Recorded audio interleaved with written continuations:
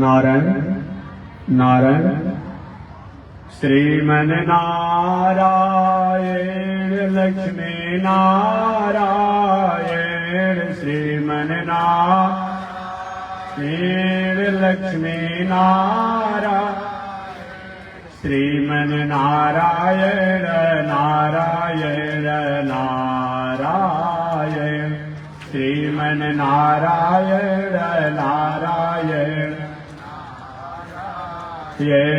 श्रीमन नारायण जगोदारायण श्रीमन नारायण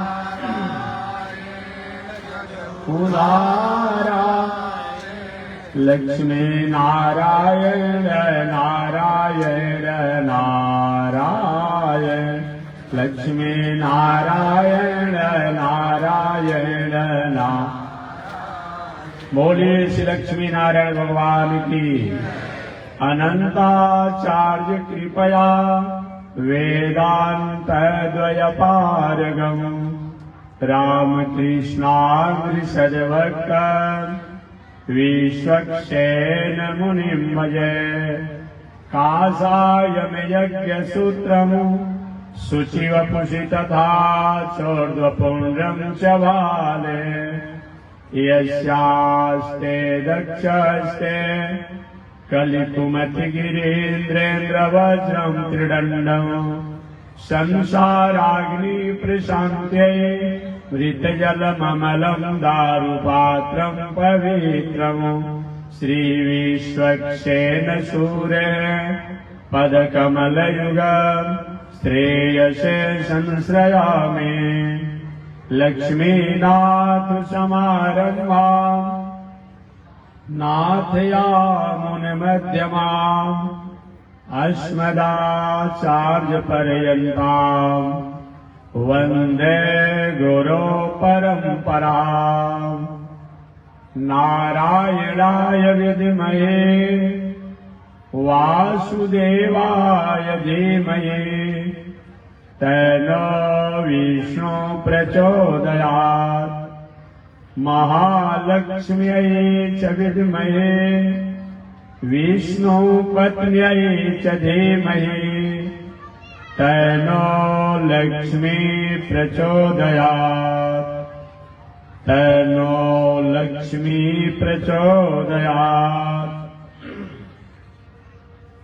परमाराध्य श्री लक्ष्मी नारायण भगवान नित्य वंदनीय पूज्य गुरुदेव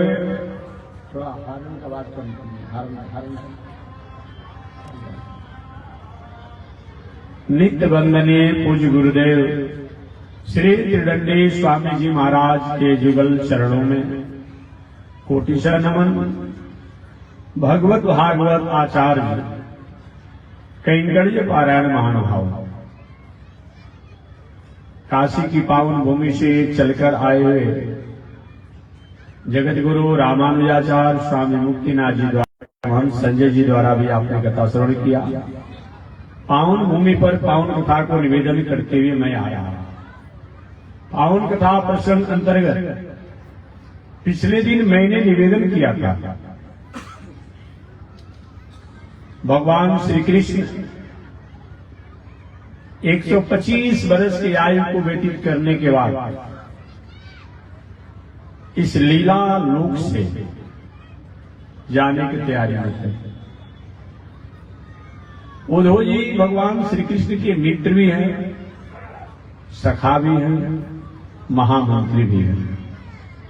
उद्धव जी को पता चला कि भगवान श्री कृष्ण की लीला विभूति की लीला को संवरण करते हुए समेटते हुए अपने निज धाम निज लोक में जाने की तैयारी में है। उद्धव जी ने भगवान श्री कृष्ण से पूछा, प्रभु आप जाने वाले हैं? भगवान ने कहा, हाँ, इस दुनिया में जो भी आया है सब को जाना है।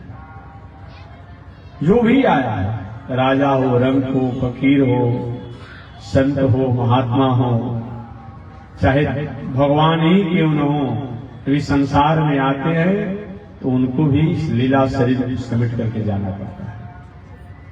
अंतर इतना ही है, एक जो है अपने जीवन को मंगलमय करते हुए और मंगल की कामना से जाता है, एक बंधन में बंधा रहता है और बंधन में बांध करके जाता है। इस बंधन क्या है, मोक्ष क्या है? संसार की वस्तुओं व्यवस्थाओं में अपने दिल को, दिमाग को, मन को, बुद्धि को कर्तापन का अहंकार मान करके बांधे रहना, यही बंधन है। कर्म करना बंधन नहीं, कर्तापन का अभिमान करके बांधे रहना बंधन है। मोक्ष क्या है? जगत में रहते हुए जगत के कर्मों को तो करना, लेकिन उन कर्मों को परमात्मा की आज्ञा और परमात्मा का मान करके उस कर्मों करना, यही मुक्ति है। इसको सहज मुक्ति कहा जाता है। यह मुक्ति दिखने में पता नहीं चलता है, लेकिन इसके द्वारा हमारा जीवन कृतार्थ हो जाता है। भगवत्पाद श्री रामानुजाचार्य स्वामी जी महाराज से पूछा गया कि मुक्ति क्या है, मोक्ष क्या है? भगवत्पाद रामानुजाचार्य स्वामी जी महाराज ने कहा, कैंकर्य लक्षण विलक्षण मोक्ष भाजो रामानुजो विजयते यतिराज राजा। कैंकर्य लक्षण विलक्षण मोक्ष भाजो, सेवा करने को, कर्म करने को भी त्याग नहीं बताया रामानुजाचार्य ने। कैंकर्य लक्षण विलक्षण मोक्ष भाजो रामानुजो विजयते यतिराज राजा।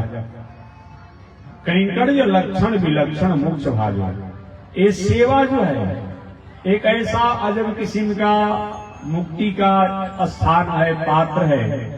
देखने में पता नहीं चलता है कि बहुत बड़ी साधना योग समाधि किया जाता है, परंतु परमात्मा की आज्ञा मान करके कर्मों को किया जाता है, तो वह कर्म जो है हमारे लिए मोक्ष का कारण हो जाता है। शायद मानसकार तुलसीदास जी भी भगवत्पाद रामानुजाचार्य स्वामी जी के वाक्यों को मानस विकृष्ट में याद आ गया होगा उनको, और याद आते ही उनसे भी पूछा गया तुलसीदास जी से कि मुक्ति का साधन क्या है?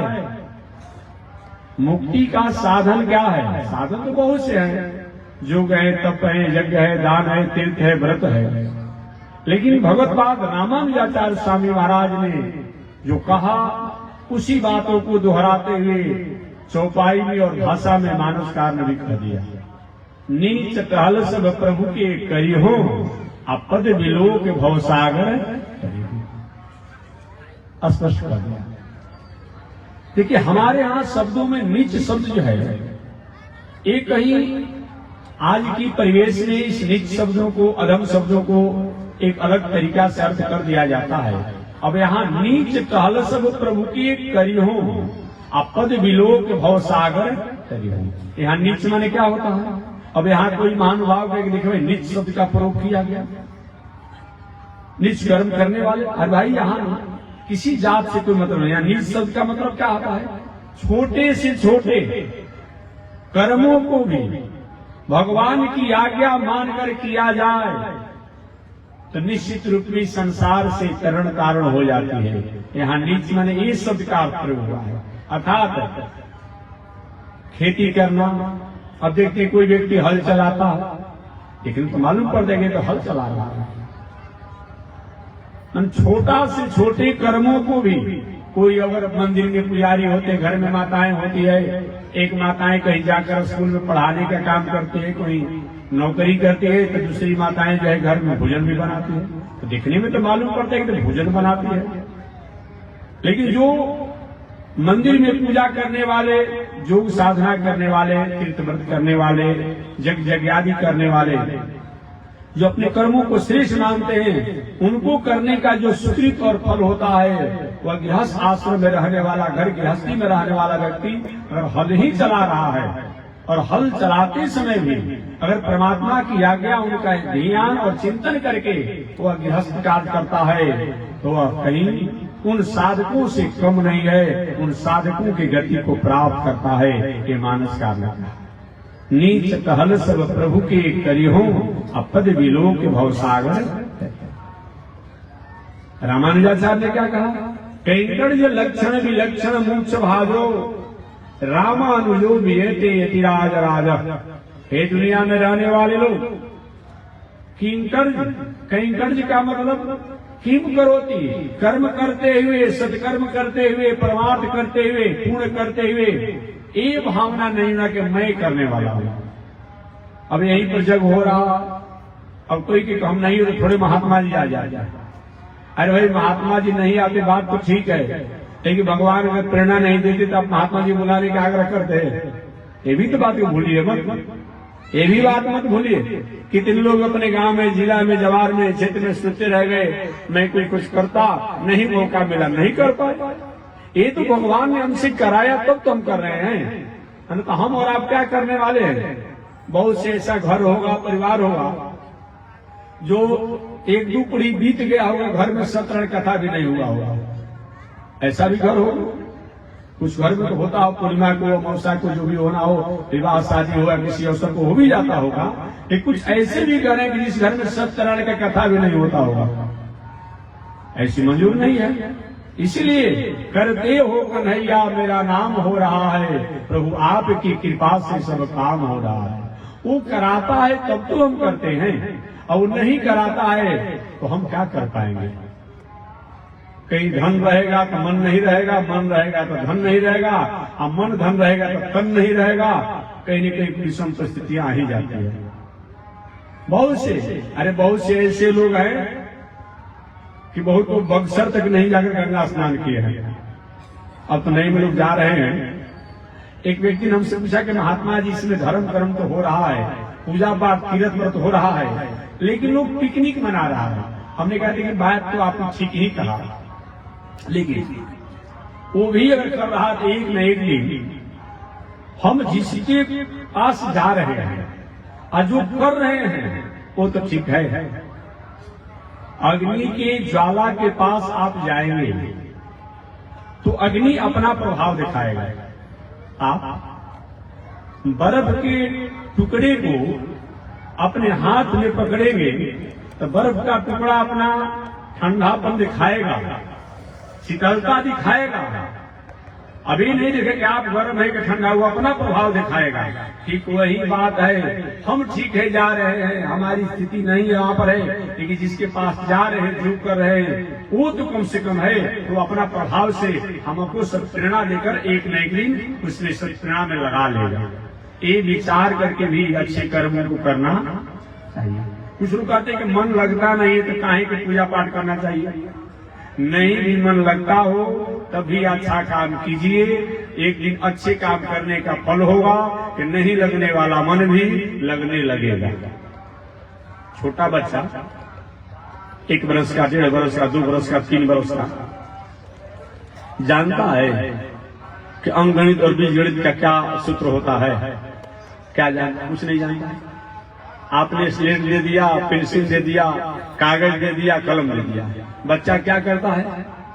चिचीरी खाते रहता है, पूरा कापी भर देता है चिचीरी खाते करते। नहीं जानता है कि शिक्षा माने क्या होता है। लेकिन वही जब करते करते लिखते लिखते एक दिन जब 5 वर्षों को हो जाता है, 4 वर्षों को हो जाता है, 7 वर्षों को हो जाता है, वो चिचीरी खांसने वाला बच्चा जो है ABCD क ख ग घ और भी बड़े होने पर पढ़ाई पढ़ता है। हम कहेंगे भाई ये तो चिचीरी खा क्या इसको पढ़ा कर होगा? तो कोई पढ़ेगा? हम आप लोग जितने लोग हैं छोटे अवस्था में क्या किए थे? एक बार हम पढ़ने लगे थे, सब बच्चे तो यही करते थे। इसीलिए अगर कोई व्यक्ति को नहीं भी भावना हो, नहीं भी समझ पा रहा हो, और तीरथ व्रत यज्ञ दान अगर कर रहा हो, एक भी करने का फल होगा, उसमें हमारी प्रेरणा जग जाएगी। ये विचार करके भी अच्छे कर्मों का त्याग नहीं करना चाहिए। अच्छा कर्म करने से नुकसान ही क्या पहुंचता है? एक व्यक्ति ने पूछा कि महाराज जी ये तीरथ व्रत और मंदिर में जाने से एक जन के परिक्रमा कर से कुछ होता है? हमने कहा कि ठीक है, आप मानते नहीं होता है, आपकी बातों को मैंने मान लिया। होने के तो बहुत कुछ होता है, होने के तो बहुत कुछ होता है। जिन परमात्मा को कण कण में व्याप्त और व्यापक माना जाता है, उन परमात्मा को यज्ञ मंत्रों द्वारा, यज्ञ हविष्यों द्वारा उनको प्रसन्न किया जाता है। और उन प्रसन्नता से हमारे जीवन में प्राणियों के लिए, प्रकृति के लिए मंगल होता है, ये विचार करके यज्ञ करना चाहिए। ये आज ही का जग की परंपरा नहीं है। सहयज्ञा प्रजा सृष्टि, कब से जग है? जब से सृष्टि है। और सृष्टि कब से है? 50,000 करोड़ वर्ष पहले की सृष्टि है। 50,000 करोड़ वर्ष पहले की सृष्टि है। उतना हमारा और आपका पुराना है, परिचय दुनिया से है। इतने पुराने हम लोग हैं, हमारी सनातन परंपरा इतनी पुरानी है।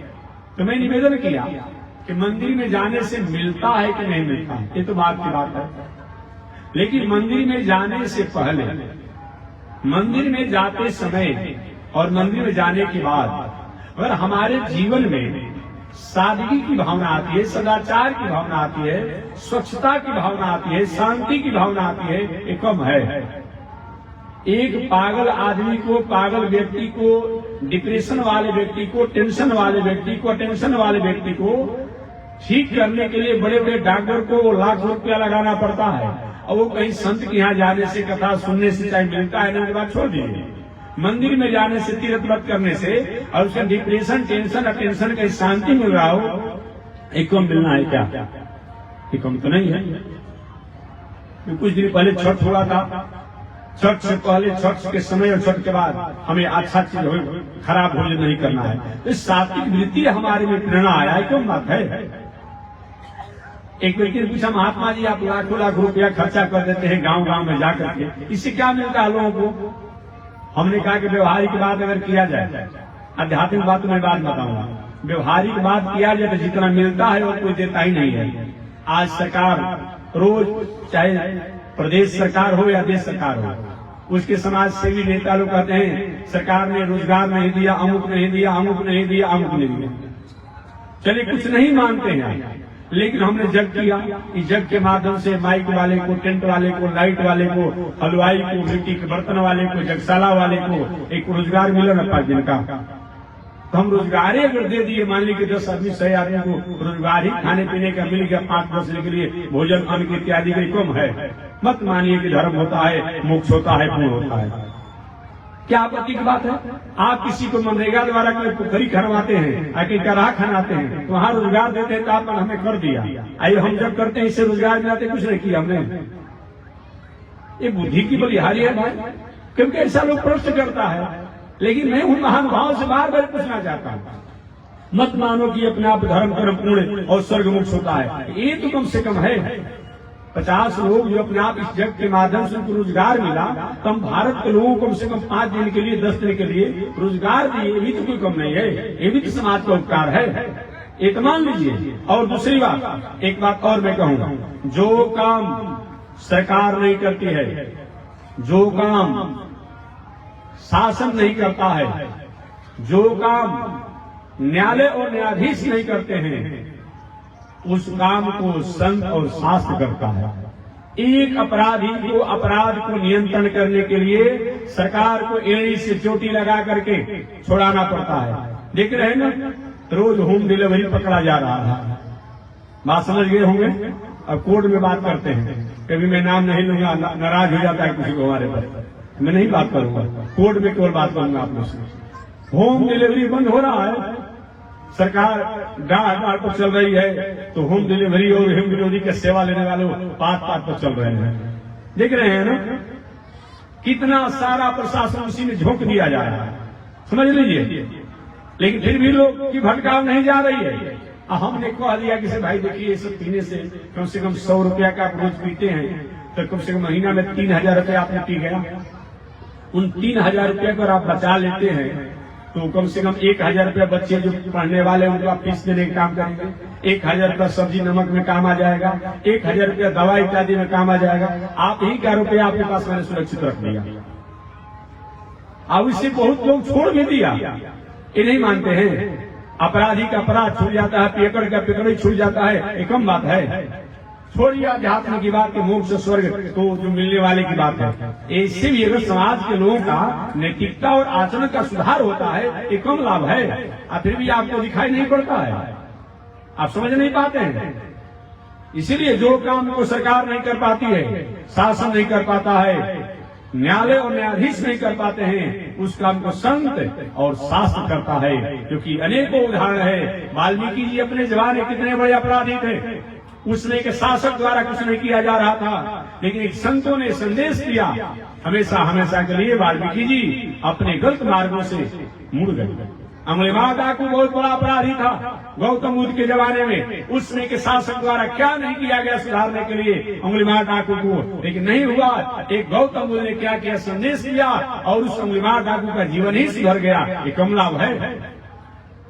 बाकी स्वर्ग की बात करेंगे तो बताया गया है कि जो हमारे जीवन में सभी प्रकार की कामनाओं को, इच्छाओं को पूर्ति करने में, मंगल करने में यज्ञ, पूजा, पाठ, तीर्थ, व्रत होता है। इसके द्वारा हम अपने जीवन में प्रशस्त मार्गों के अधिकारी होते हैं। एक आध्यात्मिक विचार है, लेकिन नहीं मानने वाले आध्यात्म को, नहीं मानने वाले शास्त्र को कम से कम व्यवहारिक बात तो मानो। इससे नुकसान क्या हो रहा है? आप अपने किसी एक सभा सोसाइटी करते हो और किसी व्यक्ति को गाली गलौज करते हो, हम सभा अपने आप रुपया पैसा कहीं मांग कर चंदा करके कहीं अच्छा संदेश के बाद मैंने 2-4 शब्द कही दिया, ये कौन आपत्ति की बात है? नुकड़े लगाकर जगह जगह पर अपने आप दरबार लगाया जाता है, चौपाल लगाते हो समाज को संदेश देने के लिए, और वही चौपाल कहीं मैं अगर लगा दे रहा हूँ, कौन आपत्ति की बात है? कहीं किसी का विरोध का कोई मतलब ही नहीं होता है। इसलिए मानव जीवन में कभी भी भगवान श्री कृष्ण इस धराधाम पर थे, जाते समय और जाने के बाद अपने गीता द्वारा हमेशा उपदेश दिए कि दुनिया में रहने वाले लोग कभी भी यज्ञ दान तप कर्म न त्याजम, यज्ञ दान तीर्थ व्रत पूजा पाठ ये कभी त्याग नहीं किया जाता है। जब जब भी हमारे जीवन में इन चीजों का अभाव होता है, हमारे परिवार के लोगों का संस्कार, संस्कृति, सभ्यता यह कहीं कमजोर हो जाती है, चंचल हो जाती है और परिवार कहीं गलत मार्गों का अधिकारी हो जाता है। अतः सतपथ पर रहने के लिए निश्चित रूप में सत्कर्मों को करना चाहिए। चलिए मैं अपने प्रसंग पर चल रहा हूं। भगवान श्री कृष्ण 125 वर्ष की आयु व्यतीत करके अपने लोक में जाने की तैयारी में थे। उद्धव जी ने कहा, प्रभु आप जाने वाले हैं? हाँ उद्धव मैं जाने वाला हूं। कहाँ जाएंगे? भगवान ने कहा अपने धाम में जाऊंगा। अरे कल जग की पुणावती हो जाएगी, हम लोग कहीं आगे की यात्रा करेंगे, कथा समाप्त होगी, आप लोग अपने अपने कहाँ जाएंगे? भगवान ने कहा मैं अपने धाम में जाऊंगा। प्रभु आपका धाम? आपका कौन सा धाम है? भगवान ने कहा मेरे धाम का नाम है वैकुंठ, मेरे धाम का नाम है मोक्ष। यदि गत्वा न निवर्तन्ते तद धामम परमम मम। जहां जाने के बाद इस जीवात्मा को, इस जीव को पुनः लौट करके आने का कोई मतलब नहीं होता है, वही मेरा धाम है, वही मेरा धाम है। उद्धव जी को हमको भी साथ ले चलिए। भगवान ने कहा देखो उद्धव, साथ नहीं ले चलेंगे, तुम पीछे से आ सकते हो। अकेले आना, अकेले जाना, अकेले आना होता है, अकेले जाना होता है। वो देख नहीं प्रभु मैं तो साथ चलूंगा, और नहीं साथ ले जाएंगे ताकि जानते जाते मैं भी अपने जीवन लीला को समाप्त कर दूंगा। भगवान को दो, अगर मैं अपने साथ रहने का आनंद की अनुभूति कराऊंगा तो क्या करोगे? उद्धव जी को आपको मैं छोड़ दूंगा। वही भगवान श्री कृष्ण दो, जो प्रश्न तुमने किया है इसी प्रश्न को एक समय जदू जी महाराज ने दत्तात्रेय जी से किया था। उद्धव जी ने पूछा था कि महाराज ये जदू जी कौन है, दत्तात्रेय जी कौन है? इसकी व्याख्या तो मैं कर चुका हूं। जदू जी भगवान श्री कृष्ण के वंशज है। दत्तात्रेय जी माता अनुसुईया के सत्य संकल्प से लाडले पुत्र है। ये दोनों प्रभु हैं, विष्णु के अवतार हैं दत्तात्रेय जी। आगे उद्धव जी ने पूछा महाराज जदू जी और दत्तात्रेय जी का मिलन कैसे हुआ? एक तो उच्च कोटि के संत, एक उच्च कोटि के राजा। परिस्थिति एक ऐसी होती है कि हमारे आप को एक मुकाम तक पहुंचा देती है। समय एक ऐसा होता है कि हमारे आप को एक मुकाम तक पहुंचा देता है। वही हुआ। राजा जदू राजकाज की व्यवस्था को करते हुए एक दिन अपने रथ पर आरूढ़ होकर के अपने राज को घूमने के लिए निकले और जाते जाते दत्तात्रेय जी के आश्रम पर चले गए। दत्तात्रेय जी एक वृक्ष के नीचे बैठे थे। जदू जी ने प्रणाम किया।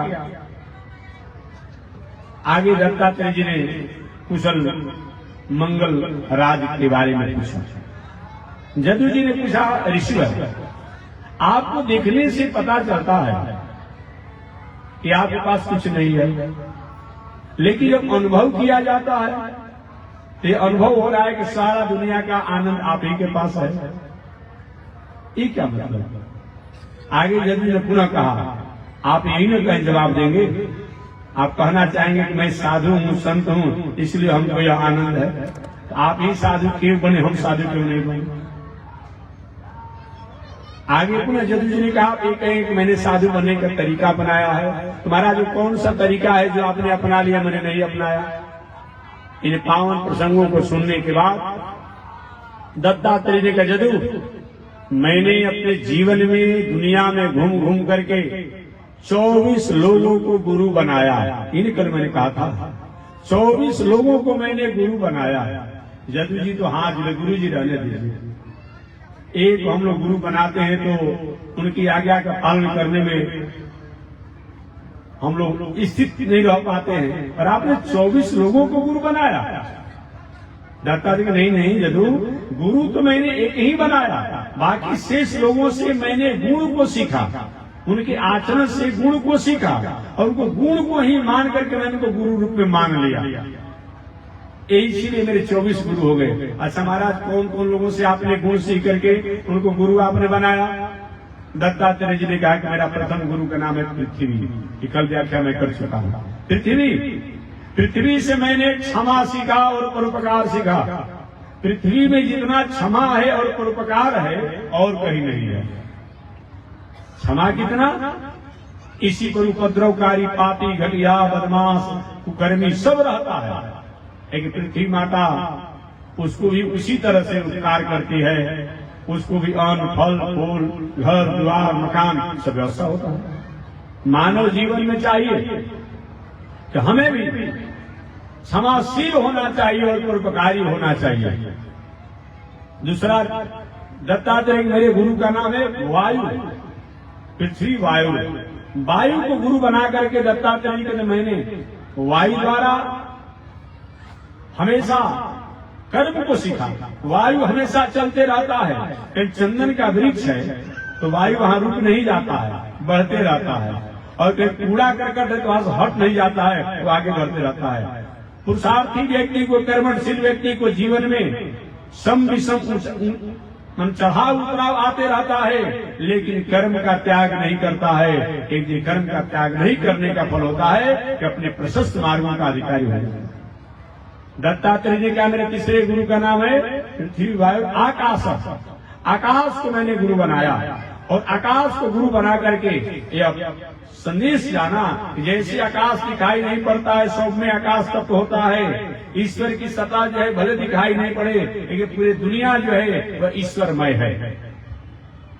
पृथ्वी वायु आकाश आपो, जल को भी दत्तात्रेय जी ने अपना गुरु बनाया, और जल को गुरु बना करके कहा कि हे दुनिया में रहने वाले लोग, जल भले ही गंदगी को साफ करते करते अपने गंदा हो जाता है, लेकिन दूसरे को निर्मल कर देता है। पुरुषार्थी व्यक्ति को चाहिए कि अपने श्रम भले हो जाए, लेकिन दूसरे को अपने श्रम द्वारा कृतार्थ और मंगल करे।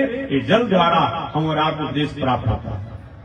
दत्तात्रेय जी महाराज ने कहा कि मेरे पचवे गुरु का नाम है अग्नि। अग्नि को मैंने गुरु बनाकर शिक्षा प्राप्त किया। जैसी अग्नि में धात्ता शक्ति होती है, हमेशा जलाने का काम करता है, उसी प्रकार से मनुष्य को चाहिए कि अपने द्वारा एक कर्म का कभी त्याग मत करे। कितना भी धन जन पद प्रतिष्ठा हो जाए, एक कर्म और पुरुषार्थ का त्याग न करे। ये 5 दत्तात्रेय जी के गुरु हुए। इसके अलावा दत्तात्रेय जी ने सूर्य को भी गुरु बनाया। सूर्य को गुरु बनाकर दत्तात्रेय जी हम और आपको उपदेश देते हैं। सूर्य एक है, जहां जहां जल में उनका प्रतिबिंब पड़ता है उतने सूर्य दिखाई पड़ते हैं। मटमैला कहीं जल होता है तो सूर्य जो है मटमैले दिखाई पड़ते हैं, निर्मल जल होता है सूर्य निर्मल दिखाई पड़ते हैं। ठीक उसी प्रकार से ब्रह्म एक होते हुए भी पूरी दुनिया में, एक लोग पूछते हैं कि भला एक ईश्वर है दुनिया में, सब में कैसे हो सकता है? ये तो बात आपके सामने है। आकाश का एक सूर्य जो है दुनिया में जहां जहां जल है वहां वहां उसका प्रतिबिंब होता है। ये जब हो सकता है तो अगर ईश्वर एक वैकुंठ में रहने वाला और हर प्राणियों में और हर जगह हो जाए कौन आ सकता है? इतना ही नहीं, जैसे आत्मा जो है, आत्मा निर्मल है, आत्मा में कोई दोष नहीं है। जैसे मटमैला जल में सूर्य की छाया पड़ती है तो मालूम पड़ता है कि सूर्य है मटमैले है। निर्मल जल होता है तो सूर्य निर्मल दिखाई पड़ते हैं। आत्मा जैसा होता है, शरीर जैसा होता है, पिंड जैसा होता है, उसी के अनुसार आत्मा का भी स्वभाव बन जाता है। बस तो आत्मा में कोई दोष होता नहीं है, लेकिन हिंसक व्यक्ति की आत्मा, हिंसक व्यक्ति के साथ आत्मा रहने से वैसा माना जाता है। आत्मा में दोष नहीं है लेकिन माना जाता है। अगर कोई पुण्यात्मा है कहते हैं पुण्यात्मा है। जैसा पिंड जैसा शरीर उसी द्वारा उस आत्मा को संबोधित किया जाता है। वस्तव आत्मा तो एक स्वच्छ है और एक उस निर्मल है, उन परमात्मा के शाश्वत तत्वों को अधिकारी है, लेकिन जीवों के कारण, इस शरीर के पिंडों के कारण ही उसका होता है। जैसे चंदन हो, चंदन को जहां फेंक दीजिए वहां का वस्तु अपने हाथ लगाते हैं तहां उसे गंध आने लगता है। वस्तु आपके हाथ में वो गंध नहीं है, गंध तो है वो चंदन में, लेकिन उसको अपने हाथों में आपने अवलेपन किया, हाथ आपका सुगंधित हो गया। ठीक वही बात है, आत्मा में दोष नहीं है, लेकिन आत्मा जिस पिंड और शरीर के साथ होता है उसी सूर्य को परिभाषित और संबोधित किया जाता है। अगला सूर्य से भी उपदेश प्राप्त होता है कि सूर्य में ही ग्रहण का भी दोष लगता है। कथा बहुत विस्तार से है। ये सूर्य कौन है इनके बारे में आपने जाना होगा। एक कश्यप ऋषि के पुत्र हैं, कश्यप ऋषि के पुत्र हैं। आइनी सूर्य से सूर्य वंश विवाद में चला है। ये कथा भागवत में आपने सुने होंगे। इस सूर्य को भी उन्होंने बनाकर बताया कि सूर्य अपने तेज द्वारा, एक ही सूर्य है पूरे दुनिया को प्रकाशित करता है, ठीक उसी प्रकार एक ही ईश्वर जो है पूरी दुनिया के नियामक और नियंता है। नियामक और नियंता है। एक व्यक्ति ने पूछा कि महात्मा जी कहां पर सूर्य होते हैं? लोग कहता है ना, और यहां से जल दिया जाता है, भला सूर्य तक पहुंचता है, अब ईश्वर देवता कहां हमको दिखाई नहीं पड़ रहा है। अच्छा ये बताइए, ये बात अब मत कहिए ना, कुछ समय पहले कहते थे तो अच्छा लगता था, लेकिन पढ़े लिखे महानुभाव ऐसा बात करेंगे तो थोड़ी सी समझ में नहीं आती क्या वो कहना चाहते हैं। अब तो आपके पास सौर ऊर्जा हो गया है। जब आपने अपने घर के मकान पर, अपने घर के दलान पर, अपने घर के आगे आपने सौर का एक प्लेट रख दिया है और वहां से सूर्य ताप खींच करके और आपके बॉल और बैटरी को चार्ज में लगा देता है, टेलीविजन चालू हो सकता है, तो क्या यहाँ का हमारे द्वारा दिया गया जल जो है वो सूर्य आने ले लेते हैं? वहां से आ सकता है, यहाँ से आ नहीं जा सकता है। अब तो प्रश्न नहीं करना चाहिए कि यहाँ से जल देते हैं सूर्य को वहां कैसे पहुंच जाता है। ये सब नास्तिकता की बातें नहीं करना चाहिए। तीसरी बात मैं कह दूं, जिसके द्वारा उपकार प्राप्त हो उसके प्रति अगर हमारा कहीं आदर की भावना हो जाए, कौन बड़ी बात है भाई। कोई समाज सेवी किसी का कोई उपकार कर दे, कोई कपड़ा बांध देता है, कोई कंबल मार देता है, कोई किसी का आंख बनवा दिया, कोई दांत बनवा दिया, कोई कुछ कर दिया, किताब मार दिया, उसके प्रति हमारी आदर की भावना होती है। ये सूर्य द्वारा अगर प्राणियों का, प्रकृति का उपकार हो रहा है और इनके उपकारों को याद करके और उनको हम प्रणाम कर ही लेते हैं, इसमें कौन सी आपत्ति की बात है। अभी देखिए ना, आज सूर्य नहीं दिखाई तो कितना हम परेशान है। अब वही कहीं सूर्य थोड़ा आ जाते हैं, थोड़ी सी शरीर में अपने आप जान में जान आ जाते हैं। वायु प्रत्यक्ष देवता, सूर्यो प्रत्यक्ष देवता, चंद्रमा प्रत्यक्ष देवता, अग्नि प्रत्यक्ष देवता। कहते हैं देवता कैसे माना जाए? अग्नि से इस समय बहुत लोगों के पास ऐसा भी है कपड़ा का अभाव है, अग्नि का सहारा लेकर रात के रात दिन को दिन गुजार देते हैं। अर्थात देवता का मतलब क्या होता है? जिसके कर्म, जिसके गुण, जिसके आचरण द्वारा प्राणियों का, जगत का, प्रकृति का मंगल होता हो, उसी को देव कहते हैं, वही देव है। ऐसा मान करके भी अग्नि को प्रणाम कर लिया जाए, अग्नि को, सूर्य को, चंद्रमा को, वायु को, कोई आपत्ति नहीं होनी चाहिए। तो मैं निवेदन करना चाहता हूँ, दत्तात्रेय ने सूर्य को अपना गुरु बना करके बताया, जैसे सूर्य एक होने के बाद भी पूरे दुनिया को प्रकाशित और तापमान करता है, ईश्वर परमात्मा जो है एक होने के बाद भी पूरे दुनिया के प्राणी को मंगलमय करते हैं।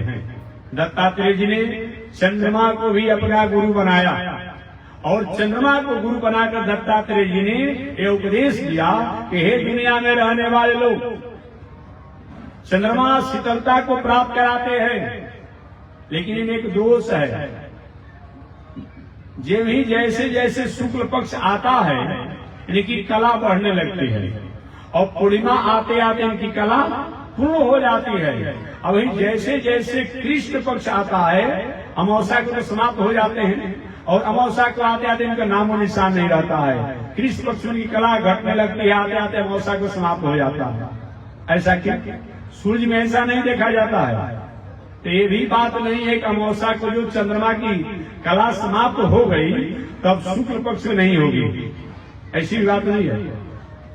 ईश्वर का कला में न्यूनाधिक हो सकता है। कभी कभी ईश्वर इस संसार में रामावतार, कृष्णावतार, वामनावतार, नरसिंहावतार के रूप में आते हैं। अगर कहीं ईश्वर इस संसार से चले भी जाते हैं तो उनका गुण, उनकी कला, उनकी सत्ता, उनकी स्थिति जो है समाप्त नहीं होती है। जैसे कि चंद्रमा की कला तो अमावस्या को समाप्त होती है, लेकिन यही शुक्ल पक्ष आता है पुनः उनकी कला जो है वह धीरे धीरे होने लगती है। ईश्वर के भी हाल वही है। इस दुनिया में चाहे किसी का पुत्र बनकर के आए, किसी का भाई बनकर के आए या इस संसार में न भी प्रकट हो, लेकिन फिर भी हमेशा हमेशा वो अपने गुणों द्वारा जगत को उपकार करते रहते हैं। दूसरा, चंद्रमा द्वारा भी प्राप्त होता है। कभी भी हमारे द्वारा छोटी सी चूक हो जाती है, भूल हो जाती है, इसका बहुत बड़ा परिणाम होता है। सूर्य की कला को घटते हुए आपने नहीं देखा है, लेकिन चंद्रमा की कला हर अमावस्या को घट जाती है। ऐसा क्यों? महाभारत में लिखा हुआ है, श्रीमद् भागवत महापुराण में संकेत को किया गया है। महाभारत में लिखा हुआ है, चंद्रमा का विवाह, चंद्रमा का विवाह प्रजापति दक्ष की कन्याओं के साथ हुआ। प्रजापति दक्ष, ये भी कथा अभी विस्तार से मैं कहूं। एक तो प्रजापति दक्ष वो हैं जो शंकर जी के ससुर हैं, उन्हें एक दूसरे प्रजापति दक्ष भी हुए। जैसे इंदिरा आपकी बेटी का भी नाम हो सकता है, एक इंदिरा आपके देश की नेत्री भी थी। तो प्रजापति दक्ष ब्रह्मा के पुत्र तो अलग है, लेकिन एक और प्रजापति भविष्य में हुए। ये प्रजापति दक्ष के पहले 10,000 पुत्र थे। उन 10,000 पुत्रों को नारद जी ने समझा बुझा करके साधु बना दिया। प्रजापति दक्ष बहुत नाराज हुए, मेरे एक भी पुत्र को नारद नहीं छोड़े, सबको साधु बाबा बना दिए। संयोग से दूसरी बार प्रजापति दक्ष को 1,000 और पुत्र हुए।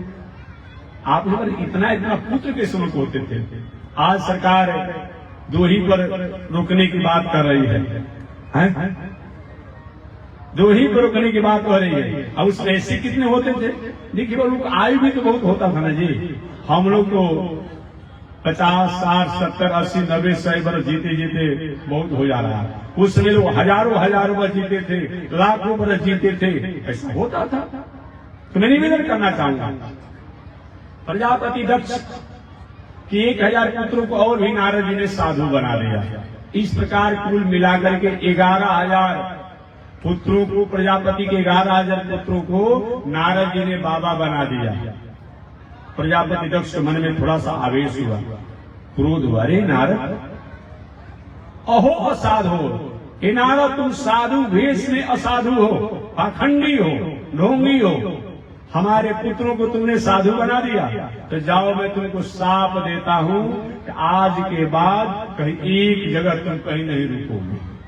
यही नारद जी प्रजापति दक्ष के साप के कारण एक जगह कहीं रुकते उठते नहीं है। नारद ने कहा चलो रमता जोगी बहता पानी, अच्छा होता है, अच्छा होता है, हमेशा घूमते रहना चाहिए। नारद जी ने प्रजापति दक्ष को आशीर्वाद दिया, संत साप नहीं देता। प्रजापति जी चलिए मेरा मंगल कामना, अब आपको कोई पुत्र नहीं होगा, न पुत्र होगा न हमको साधु बनाने का मौका मिलेगा। वही बाद में चल करके प्रजापति दक्ष को 60 कन्याएं हुई। उन 60 कन्याओं में 27 कन्याओं का विवाह चंद्रमा के साथ हुआ। 27 कन्याओं का विवाह चंद्रमा के साथ हुआ। जो अश्विनी भरणी कृतिका इत्यादि जो 27 नक्षत्र जो है एक चंद्रमा की पत्नी है। 27 प्रजापति के 27 कन्याओं का विवाह चंद्रमा के साथ हुआ। कश्यप ऋषि के साथ भी 13 कन्याओं का विवाह हुआ। कश्यप है। ऐसे करके पूरी कन्याओं का विवाह उन्होंने किया। इधर चंद्रमा अपनी पत्नियों के साथ मर्यादा में रहने तो लगे, लेकिन जो बड़ी पत्नी थी, श्रेष्ठ पत्नी थी, ज्येष्ठ पत्नी थी, उनके प्रति चंद्रमा का स्नेह अच्छा रहा। एक व्यवहारिक बात मैं कर दूं, घर में कन्याएं 2 बहन हो, 3 बहन हो, 4 बहन हो, 10 बहन हो, बहुत स्नेह उनको होगा। लेकिन एक घर में अगर 2 विवाह, एक ही घर में अगर विवाह हो जाए तो वो बहन का स्नेह नहीं रह जाता है, ईर्ष्या हो जाती है। और 27 जो बहनें जो थी प्रजापति की जो पुत्रियां थी, जो चंद्रमा की पत्नी बनी, अब एक पत्नी से विशेष उनका स्नेह होने लगा। चंद्रमा को शेष प्रजापति दक्ष के पुत्रियों ने अपने पिता के यहाँ उलाहना दिया, पिताजी मेरा विवाह का किया, मेरे गले में आपने संकट की घंटी बांध दिया, क्या हुआ?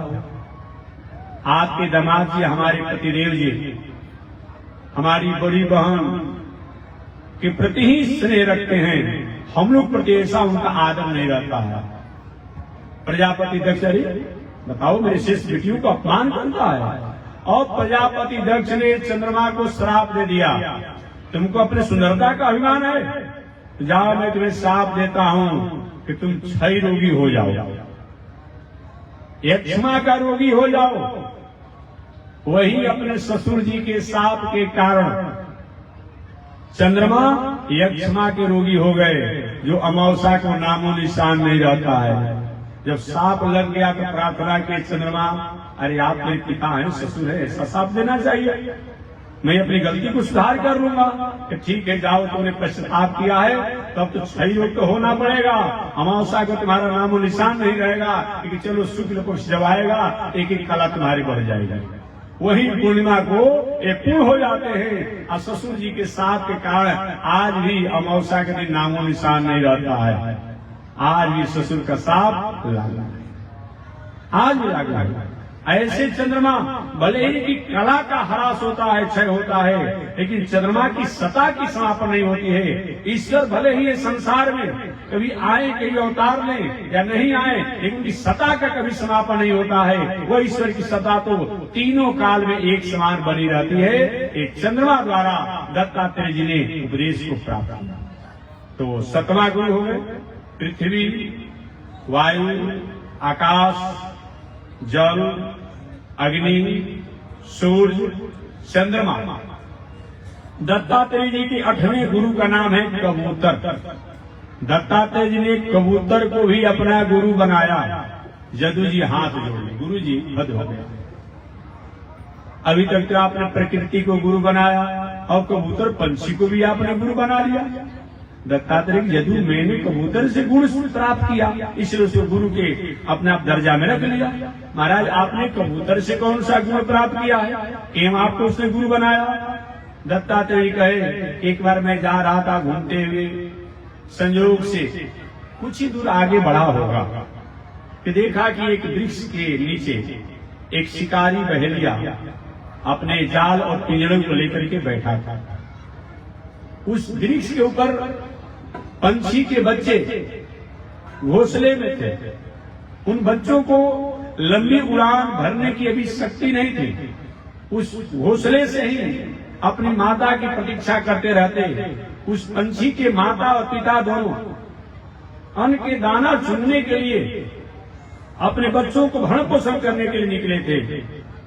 संयोग से कुछ ही समय के बाद बड़े जोरों से आंधी तूफान आई। एक जदू मैं भी एक दूसरे वृक्ष के नीचे रुक गया। मैंने घटना देखा कि आंधी तूफान के झकोरों के कारण वो कबूतर का जो पत्नी जो है, उन बच्चों की माता जो है, गांव से दाना चुनकर लाई और ला करके जे भी अपने बच्चों को भरण पोषण करने के लिए घोंसला में प्रवेश करना चाहा, तो देखी कि मेरे बच्चे तो घोंसले से बाहर उस शिकारी के जाल में गिरे पड़े हुए हैं। उसने विचार किया कि जब मेरा बच्चा ही नहीं है, अब मैं जीकर क्या करूंगा। वो भी कबूतरी गई और जाकर अपने से उसके पिंजड़े में, जाल में जाकर वो भी गिर गई। शिकारी ने कहा, ऐसे मूर्ख कबूतर के बच्चे हों और कबूतर की पत्नी हो तो हमारा काम तो अपने आप चल जाएगा। पीछे से कबूतर भी आया और कबूतर आया कि मेरा बेटा भी चला गया, मेरी पत्नी भी चली गई, अब मेरे जीवन का क्या मतलब है। वो भी अपने पंखों को फड़फड़ाते हुए जाके उसके जाल में फंस गया। शिकारी ने कहा कि अच्छा हुआ ये तीनों के तीनों मूर्ख हमारे एक चंगुल में आ गए। इन पावन प्रसंगों को जब जदू जी ने सुना, गुरु जी तो कबूतर और कबूतरी की कथा हो गई, आपको इससे क्या उपदेश मिला, आपने क्या शिक्षा प्राप्त किया। दत्तात्रेय के मैंने उन कबूतर और कबूतरी की जिन चर्चा से ये उपदेश प्राप्त किया कि नाती स्नेह प्रसंगावा। इतना परिवार बाल बच्चों के प्रति, किसी वस्तु व्यवस्था के प्रति आसक्त मत हो जाइए, तो आसक्ति ही आपका मृत्यु का कारण हो जाएगा। यही मैंने उपदेश प्राप्त किया। जब तक परिवार का भरण पोषण करने की आपके पास स्थिति हो, परिवार के लोग आपका भरण पोषण का आदर कर रहा हो, चाहे बाल बच्चे हो, भाई हो, तब तो ठीक है। लेकिन आपके उन भरण पोषण का कोई मतलब नहीं होता हो, तो वहां से धीरे धीरे अपने को मोड़ लेना चाहिए। और तो कबूतर और कबूतरी को समझ लेना चाहता था क्योंकि मेरा बेटा चल ही गया, अब हमको मरने की क्या जरूरत है, लेकिन वो भी जाकर उसी संकट में फंस गया। ऐसा नहीं होना चाहिए। इसलिए नाती स्नेह प्रसंगावा, इतना स्नेह मत करिए परिवार, पत्नी, बाल बच्चों में कि वह स्नेह ही आपका मृत्यु का, संकट का, समस्या का कारण हो जाए। जबकि लेकिन यही होता है, गांव में जितने कंजूस होते हैं, बूढ़े होते हैं, अब घर के लोग उन्हीं को मालिक बना देता है। सिर हिल रहा है, हाथ हिल रहा है, कांप रहा है, आंख से दिखाई नहीं पड़ता है। कोई कहता आए, कोई कहता है कहाँ। मैं समझ हाथ की बात नहीं कर रहा हूँ, सुनाई भी नहीं पड़ रहा है। अब जनेब में या डांड में चाबी बना हुआ है, कहीं अपना कोई होगा आएगा द्वार पर, कोई भिक्षुक आ जाए, कोई संत आ जाए, तो सबसे पहले तो सुनबे नहीं करेगा, एक काम से सुनाई नहीं पड़ता है। और सुनबो करेगा तो इतना बड़ा कंजूस होता है, इतना बड़ा कंजूस होता है कि देना भी नहीं चाहता है। नहीं नहीं नहीं, किसके लिए ऐसा बेईमानी कर रहे हो, काहे के लिए बेईमानी कर रहे हो, इससे क्या मिलेगा। धन संपत्ति, पद प्रतिष्ठा, परिवार के प्रति इतना स्नेह मत करो, वह स्नेह ही आपका मृत्यु का कारण हो जाए। एक हास्य पौराणिक कथा में सुना दूं। एक बार एक सोना के व्यवसायी थे, व्यवसाय से फलते फूलते अपने आप दिन दुना रात चौगुना होते जाते थे। रात दिन आनंद ही आनंद रहते थे। 4 बेटे उनके थे, चारों पुत्र पिताजी की आदर सम्मान करते कि घर में जब धन संपत्ति है तब तो आपके परिवार के लोग आपको आदर सम्मान करेंगे। आज जब बेटा बंटवारा कर लेगा, अब लोग अनुभव करेंगे, लोग जो बूढ़े लोग होंगे, जब सब ले लेता है हिसाब किताब ना, अब ऐसा मान सम्मान नहीं रहता है। जब तक पिताजी के पास, बाबा के पास कुछ ऐसा होता है, समय समय से चाय पिलाया जाएगा, खिलाया जाएगा प्रेम से, और जब सब कुछ हो जाता है जल्दी कोई बढ़ कर बोलने वाला नहीं मिलता। अब वो सोना के व्यवसायी में थे। एक बार सोना के भाव में बहुत बड़ा नमी आई।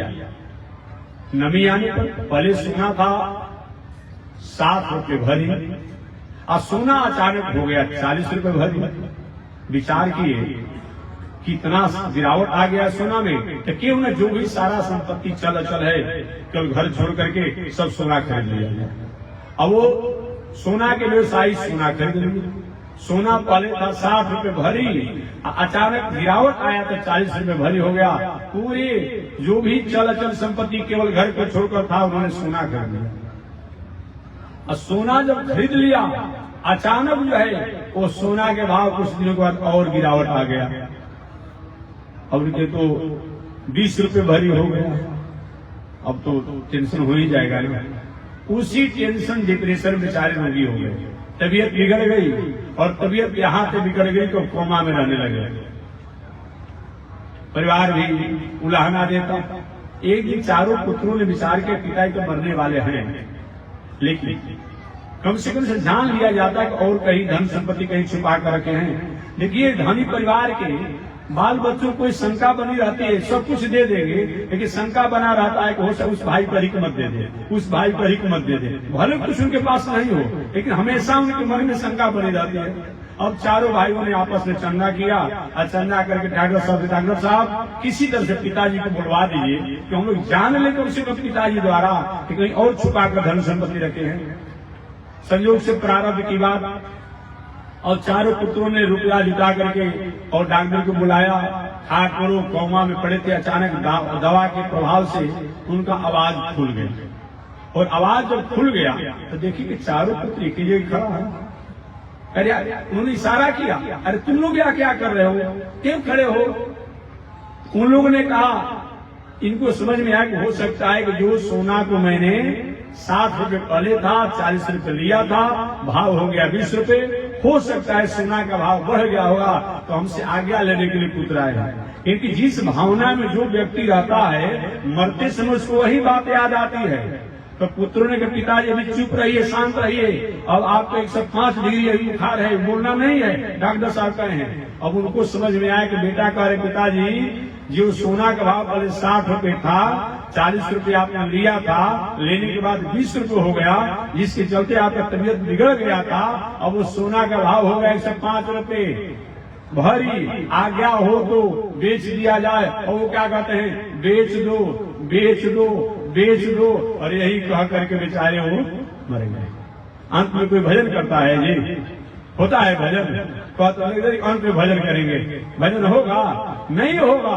जन्म जन्म मुनि जतन कराही और उसी मुनि की अधोगति हो गई। ऐसा स्नेह मत कीजिए, नाती स्नेह प्रसंगावा, इतना स्नेह मत कीजिए, इतनी आसक्ति मत कीजिए तो स्नेह और आसक्ति जो है आपकी मृत्यु का, आपकी समस्या का कारण बन जाए। ये दत्तात्रेय ने कहा, मैंने कबूतर और कबूतरी द्वारा उपदेश को प्राप्त। आगे दत्तात्रेय ने कहा कि मैंने एक बालक को ही गुरु बनाया। बालक को गुरु बनाकर मैंने शिक्षा प्राप्त किया।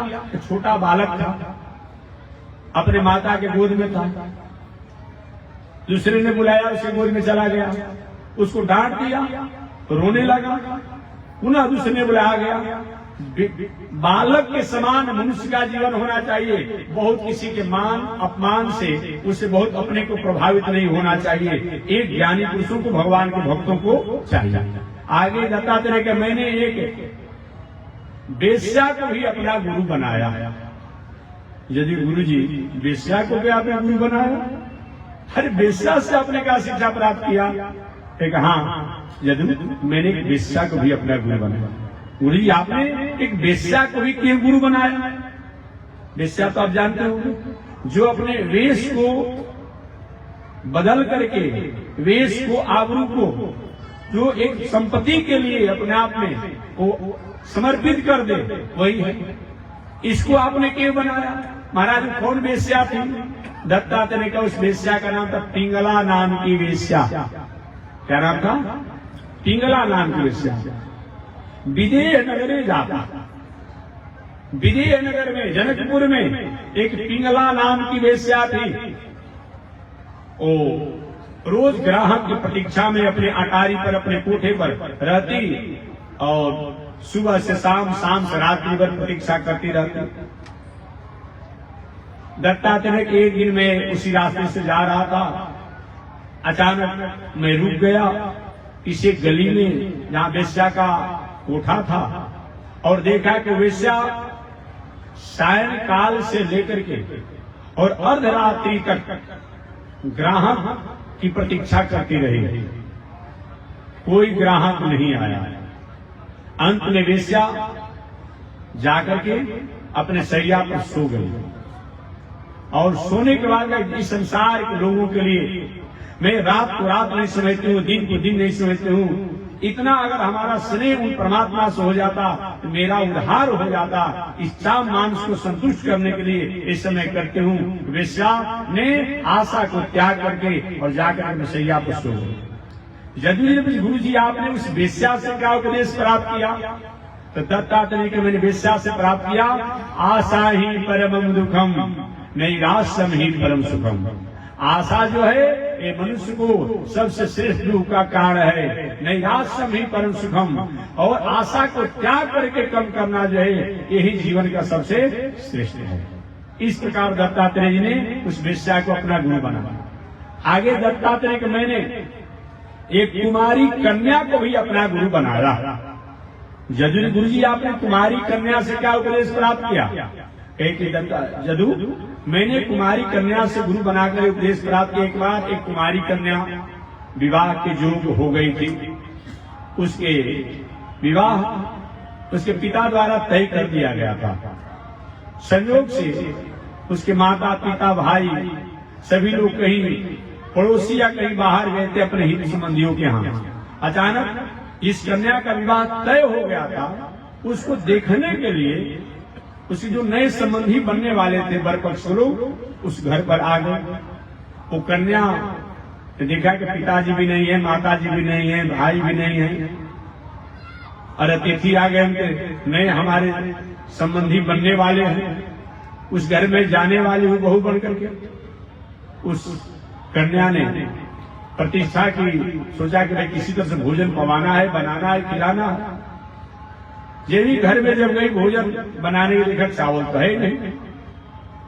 उस कन्या ने धान को लेकर के हल मुसल के सहारे धान को कूटने लगी, और धान को जब कूटने लगी हाथों में चूड़ियां पानी थी, कंगन पानी थी। जे भी अपने आप में मुसल को प्रहार करती धान पर उखल में तो आवाज करने लगती होती, अरे क्या खाएंगे? एक दिन का भी इसके घर में चावल भोजन बनाने का नहीं है। मेरे पिता का प्रतिष्ठा बिगड़ जाएगा, मेरे भाई का प्रतिष्ठा बिगड़ जाएगा। अब वो कन्या कंगन को निकाल करके और पुनः कूटने लगी। दो कंगन बचे थे, फिर भी आवाज कर रहा था। अंत में एक एक कंगन को पहन करके और धान को कूटकर चावल निकाला, और चावल निकालकर प्रसाद बना करके भंडारा प्रसाद पवाया। जदू गुरु जी आपने उससे उपदेश क्या सीखा? तो उपदेश मैंने यही सीखा कि एकाकी रमते जोगी, संत महात्मा जोगी को समय समय से एकांत सेवन भी करना चाहिए। दो रहने पर विवाद होने की बात होती है, बहुत रहने पर कलह होने की बात होती है, और कभी कभी अकेले रहने से अपने तत्वों को पहचानने में कि हम सक्षम होते हैं। और जैसे कन्या ने अपने पिता की मर्यादा की रक्षा करने के लिए क्या कार्य किया, इस तरह से माताओं को चाहिए कि माताएं अपने कुल, अपने खानदान, अपने परिवार की गरिमा को हमेशा कभी भूले मत। जिस माता पिता, जिस परिवार भाई ने आपको इतना बड़ा बनाया, इतना पढ़ाया लिखाया, भले कितना भी तुम पढ़ लिख लो, लेकिन उनकी गरिमा को कम से कम याद रखो। लेकिन आज तो दुर्भाग्य की बात है, मेरा विषय नहीं है, लेकिन मैं निश्चित रूप में सुझाव देना चाहूंगा, चाहे होनहार बालक हो, होनहार बालिकाएं हो, जो भी हो अपने आप में, जो हमारे राष्ट्र के लिए, देश के लिए जो होनहार होने वाले हो, वैज्ञानिक बनना है वैज्ञानिक बनिए, डॉक्टर बनना हो इंजीनियर बनना हो। कि जिस माता पिता ने अरमान के साथ लड़का लड़की को पढ़ा करके डॉक्टर बनाया, इंजीनियर बनाया, बड़ा आदमी बनाया, इच्छा था कि विवाह होगा बेटी का, विवाह होगा बेटा का, कम से कम पियर कपड़ा पहनेंगे, मुरेठा बांधेंगे, पीला, समाज में मेरी प्रतिष्ठा थोड़ा ओहदा हो जाएगा, ऊंचा हो जाएगा। इधर क्या करता है बेटा बेटी? पढ़ने गया उधर से मिस कॉल करता है, हमारी व्यवस्था नहीं करना, सब ठीक ठाक हो गए हैं। ये कौन सा संस्कृति है? ये काहे का संस्कृति है? ऐसी संस्कृति शिक्षा से क्या लेना देना है? इस पर विचार होना चाहिए। आप खूब पढ़िए, पढ़ने पर कोई हमें आपत्ति नहीं है, लेकिन कम से कम जिस पिता ने अपने बेचारा बनिहारी करके किसी तरह से कहां से कर्ज लेकर के क्या करके पर आपको पढ़ाया लिखाया, इतना बड़ा आदमी बनाया, अब पिता के एक भी अरमान गरिमा को आप पूरा नहीं करेंगे। इसलिए चाहे बालक हो व बालिका हो, उनको इस पर जरूर ध्यान देना चाहिए। खूब पढ़िए, बड़े आदमी बन जाइए, लेकिन माता पिता अभिभावकों को मर्यादा को हमेशा याद रखिए। इसी में आपका गरिमा है। ऐसा नहीं होता है तो आप में कोई बहुत मतलब नहीं। दुनिया में तो सब अपना जीवन जीता ही है, लेकिन जहाँ मर्यादा नहीं है, जहाँ संस्कार नहीं है, जहाँ संस्कृति नहीं है, जहाँ सभ्यता नहीं है, वहाँ सब कुछ होने के बाद भी दुनिया में कुछ नहीं होता है। इस तरह से दत्तात्रेय जी ने उस कुमारी कन्या को गुरु बना करके हम संसार के लोगों को उपदेश दिया। आगे दत्तात्रेय जी ने हाथी को भी गुरु बनाया, मृगा को भी गुरु बनाया, भौरा को भी गुरु बनाया, पतिंगा को भी गुरु बनाया, मछली को भी गुरु बनाया, एक बाण बनाने वाले कारीगर को भी गुरु बनाया। ऐसे करके दत्तात्रेय ने 24 लोगों को गुरु बनाया और सबको गुरु बना करके यही हमें संदेश प्राप्त होता है। चाहे कोई भी व्यक्ति क्यों न हो, उसमें 100 गो अवगुण हो और 1 गो गुण हो, तो उस गुण को आप ले लीजिए और अवगुण छोड़ दीजिए। आपने कभी सूप और चलनी को देखा होगा, देखे होंगे, सूप देखे होंगे, चालन देखे होंगे। कुछ लोग ऐसे होते हैं, कुछ लोग ऐसे होते हैं कि चालन के समान होते हैं। आटा चालने वाला होता है, चाहे कुछ भी चालने वाला, क्या करता है चालन जी? जितना बढ़िया सामान है, अच्छा सामान है, उसी को नीचे फेंक देता है और खराब सामान अपना पेट में रख लेता है। यही ना चालन होता है। तो कुछ लोग ऐसे होते हैं जो अच्छी चीजों को त्याग करके और खराब चीजों को अपने पास रख लेते हैं। कुछ लोग ऐसे होते हैं, आपने सूप को देखा होगा, सूप क्या करता है? जितना खराब सामान है उसको बाहर फेंक देता है और अच्छा जो सूप अपना पेट में रख लेता है। तो हम और आपको चाहिए कि दुनिया में क्या हो रहा है, क्या है, सरकार द्वारा रोज नया नया कानून दिनचर्या के लिए सब कुछ बन रहे हैं, लेकिन हमारा संस्कृति क्या है, हमारा संस्कार क्या है, हमारा परिवार का, माता का, पिता का ये गरिमा मर्यादा क्या है, इस पर विचार करते हुए हमें मर्यादा से रहना चाहिए, संस्कार संस्कृति से रहना चाहिए। क्योंकि मानव जीवन का सदाचार, मर्यादा, संस्कृति जो है एक ऐसा अक्षुण्ण संपत्ति है जो कि तीनों काल में हमारे साथ रहती है। जिसके पास मर्यादा नहीं है, जिसके पास संस्कार नहीं है, जिसके पास आचरण नहीं है, वह चाहे सब कुछ प्राप्त कर ले, लेकिन जीवन उसका खोखला है, उदास है। ऐसा विचार करते हुए हमें कभी भी संस्कार, संस्कृति और मर्यादा का त्याग नहीं करना चाहिए। ये दत्तात्रेय जी और जदू के संवाद से हम और आपको संदेश प्राप्त होता है। बस इसी के साथ मैं वाणी को विराम दे रहा हूँ। आगे परमात्मा की जैसी इच्छा, एक बार भगवान का नाम लो। श्रीमन नारायण लक्ष्मी नारायण, श्रीमन नारायण लक्ष्मी नारायण, श्रीमन नारायण नारायण नारायण, श्रीमन नारायण नारायण नारायण। आग लगी आकाश में, बरसन लगे अंगारो, आग आकाश में बरसन लगे। संत नहीं होते जग में तो जल मरता संसार हो, संत नहीं होते जग में तो जल मरता संसार। श्रीमन नारायण नारायण नारायण, श्रीमन नारायण नारायण नारायण, लक्ष्मी नारायण नारायण नारायण, लक्ष्मी नारायण नारायण। बोलिए श्री लक्ष्मी नारायण भगवान की, भाष्यकार भगवान रामानुजाचार्य स्वामी महाराज की, विश्वबंधु जगदाचार्य श्री त्रिदंडी स्वामी जी महाराज की। हरि ओम। शांति शांति शांति। कल श्री लक्ष्मी नारायण महायज्ञ की पूर्णावती है, तो कथा का कार्यक्रम तो आज ही तक और आज ही तक है, तो कथा आज ही विश्राम दे दी जा रही है।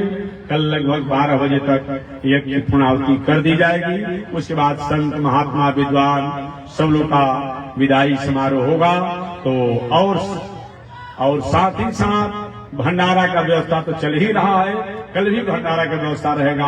आप सब लोग गांव जवार जिला के जो भी लोग हैं सभी लोग भंडारा के प्रसाद खाने के लिए आप सादर आमंत्रित हैं। कथा का कार्यक्रम आज ही विश्राम दी जा रही है, कल केवल पूर्णाहुति जग का पूर्णाहुति होगा 12 बजे तक और विदाई समारोह होगा। प्रातः काल की आरती सुबह में की जाएगी, बाकी कथा वाला कार्यक्रम आज ही विश्राम दे दी जा रही है। जय श्रीमन नारायण, जय श्री